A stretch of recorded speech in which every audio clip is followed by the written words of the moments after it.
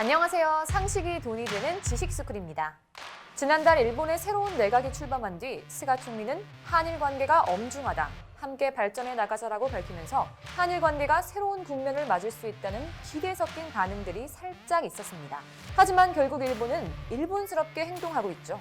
여전히 스가 내각은 아베 내각과 다를 바 없이 과거를 직시하지 않은 채 반성조차 하지 않고 있습니다. 최근 독일 베를린 도심에 세워진 평화의 소녀상이 일본 정부의 요구에 의해 철거될 뻔한 사건이 있었죠. 이 소녀상은 지금까지 독일에서 세 번째로 설치됐고 베를린 중심가에 있어 거리를 오가는 사람들이 쉽게 볼 수 있는데요. 이번 설치는 독일 내 민간단체인 코리아 협의회가 시 공무원과 독일 시민들을 오랜 기간 만나며 소녀상이 베를린에 필요한 이유를 설득한 끝에 허가를 얻어 설치한 소중한 소녀상입니다. 그런 평화의 소녀상을 일본의 요구를 받고 철거 명령을 내렸지만 다행히 각계의 반발이 확산됐고 베를린시는 철거 명령을 전격적으로 철회했습니다.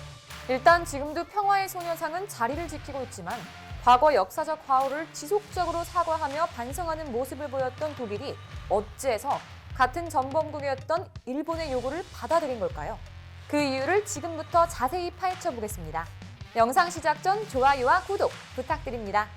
독일은 세계 2차 대전의 전범국이었던 과거 때문에 여성 인권과 전쟁 범죄 처벌 등에서 보다 적극적으로 나서야 한다는 암묵적 인식이 독일뿐만 아니라 국제사회에도 깔려 있습니다. 그런데 이번 독일의 소녀상 철거 명령은 상식을 벗어난 행동으로 보였는데요. 그 행동의 이유가 일본의 집요한 로비와 물밑 외교전의 결과물인 것으로 나타났습니다.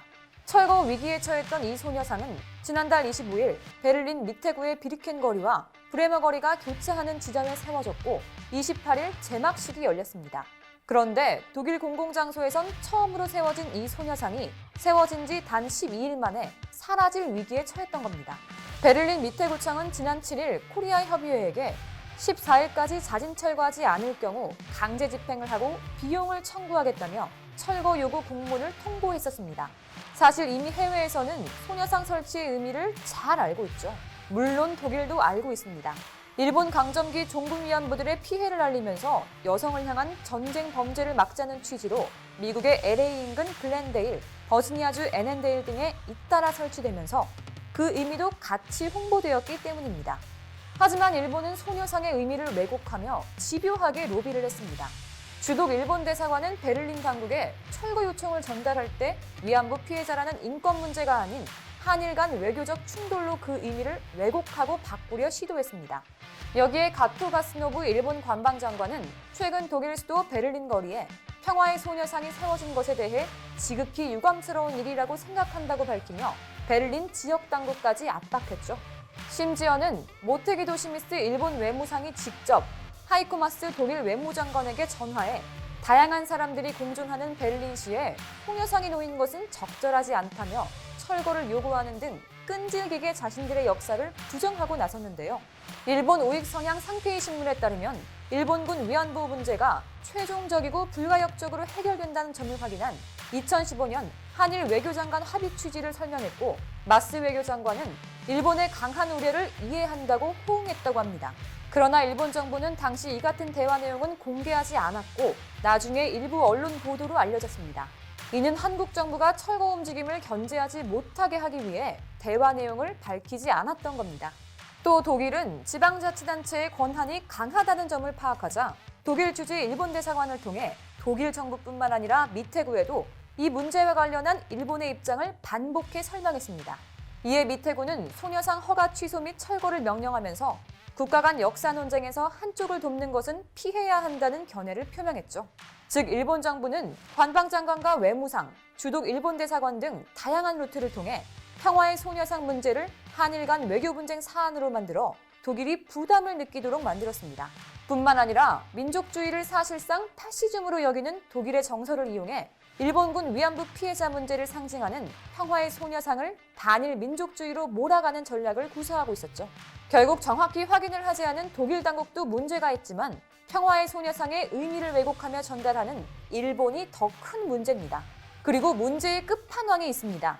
이렇게 일본의 왜곡된 소녀상 철거 요구가 처음이 아닌데다가 실제로 철거가 이뤄진 전적이 있다는 겁니다.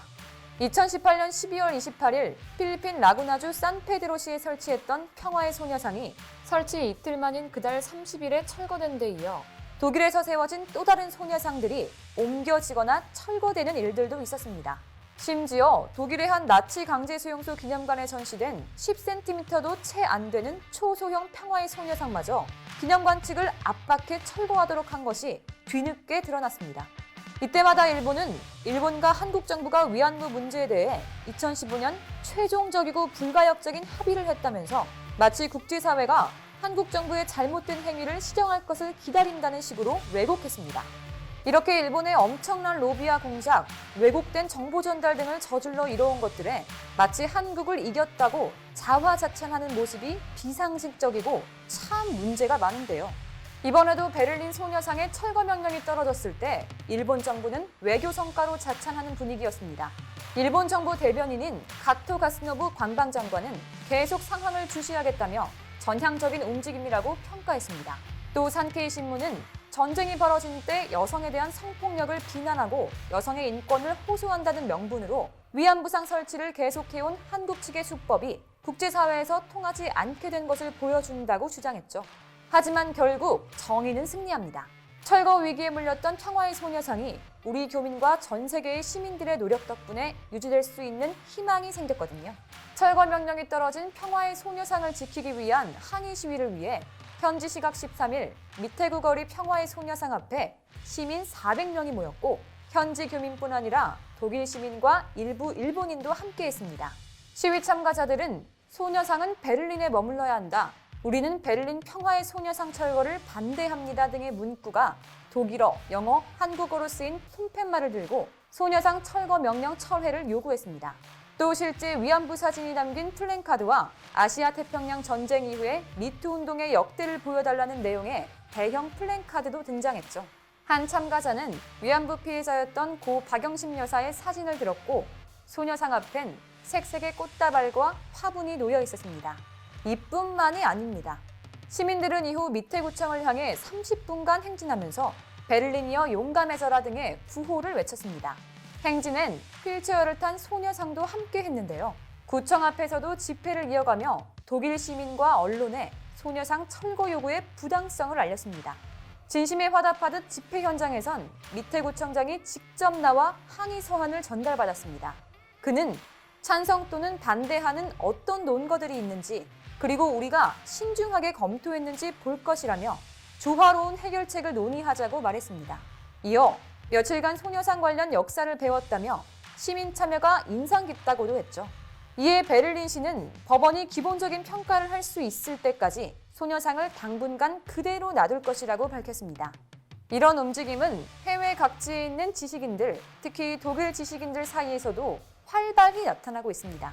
일본 역사교과서 문제를 비롯해 일본 신우익 수정주의에 정통한 독일의 일본 학자인 슈테피 리히터 교수는 일본의 평화의 소녀상 철거 압박에 굴복한 독일 외무부와 베를린시 미테구청을 강도 높게 비판했습니다.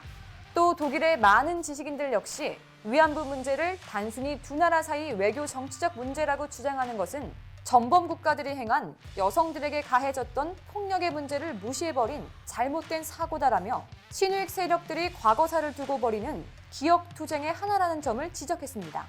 게다가 수많은 해외 시민들도 이번 소녀상 철거 논란에 분노하며 소녀상을 유지해야 한다는 청원을 베를린시 정부에 제출했죠. 특히 게르하르드 슈레더 전 총리를 포함한 독일의 정치계에서도 일제히 이번 소녀상 철거가 부적절하다는 입장을 보여 베를린시가 입장을 바꾸는데 상당한 영향을 미쳤다는 이야기가 나오고 있습니다. 심지어는 일본 내부에서도 너무나 창피한 일이라며 일본 정부를 비판했는데요. 일본 시민단체인 일본군 위안부 문제 해결 전국행동도 철거 요청 철회를 촉구하는 집회를 열었습니다. 이들은 일본 정부는 평화의 소녀상 철거 요청을 철회하라, 과거사 반성에 앞장선 앙겔라 마르켈 독일 총리를 본받자 등의 구호를 외치며 일본도 이제는 과거사를 직시해야 한다고 주장했습니다.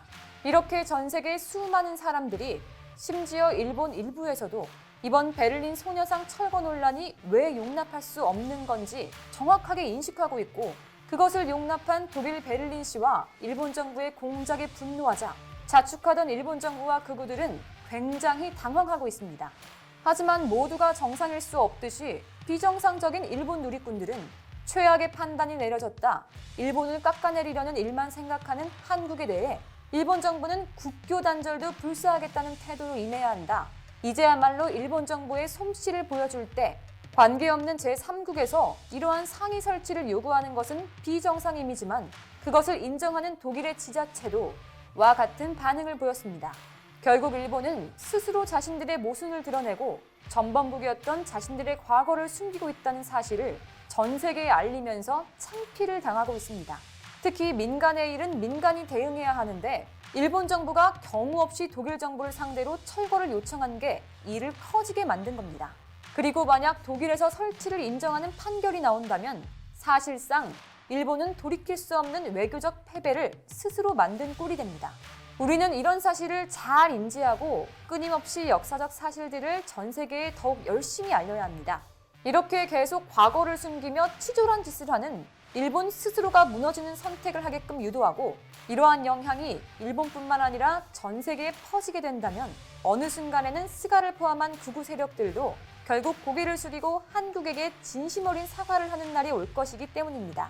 그리고 우리는 여기에 그치지 않고 국제사회에서 인류 보편성이라는 더욱 큰 대의 명분을 위해 더욱 노력한다면 대한민국의 선한 영향력이 더욱 커져 전 세계의 진정한 리더국이 될 것이라고 생각하시지 않나요? 이와 관련된 여러분의 다양한 의견 댓글로 남겨주시면 감사하겠습니다. 아! 혹시 주식하시나요? 문화 콘텐츠 관련 급등 종목이 알고 싶으시다면 오른쪽 버튼을 클릭해주세요. 이상스쿨 주식을 모르면 이상스쿨 주식 모르니 이상스쿨